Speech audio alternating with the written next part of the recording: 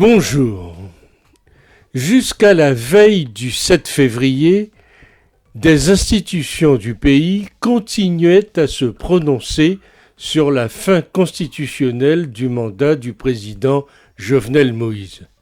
Mais cela n'a pas empêché le président de faire de nouvelles promesses à la population haïtienne et de dénoncer la mafia criminelle d'État et les oligarques corrompus du pays à qui il a promis d'imposer ses préceptes s'ils veulent lui barrer la route. Pourtant, la confusion plane. Le président contesté a annoncé avoir été la cible d'une tentative d'assassinat. Une annonce relayée ensuite par le gouvernement qui a expliqué avoir déjoué un coup d'État.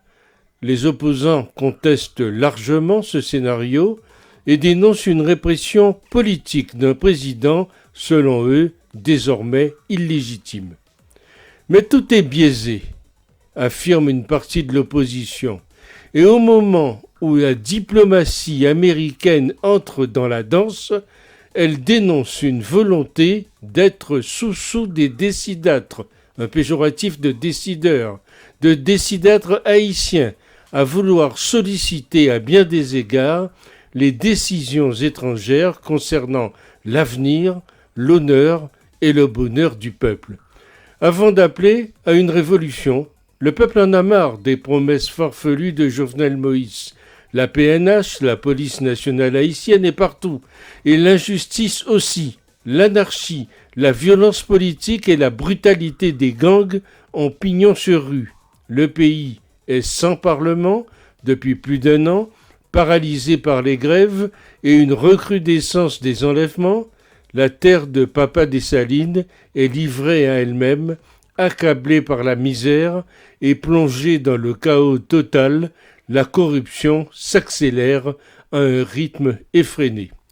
Pour éviter le spectre du chaos de demain, des voix s'élèvent pour exhorter Jovenel Moïse à choisir la seule voie qui lui reste, son départ du pouvoir, qu'il fasse, dit-il, ce geste salutaire.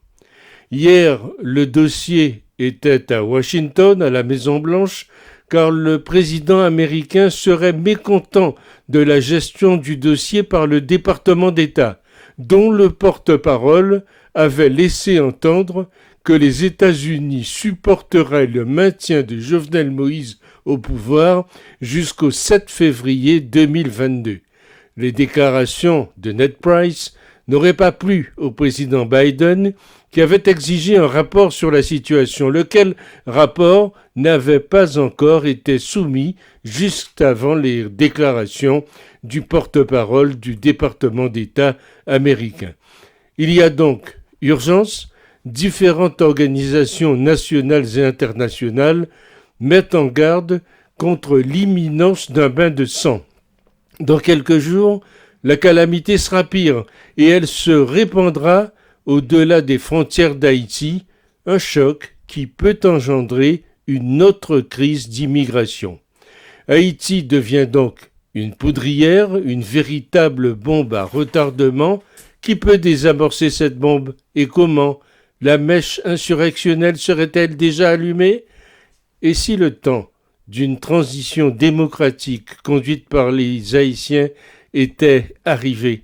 Seul le départ du président Jovenel Moïse semble à même de permettre une désescalade.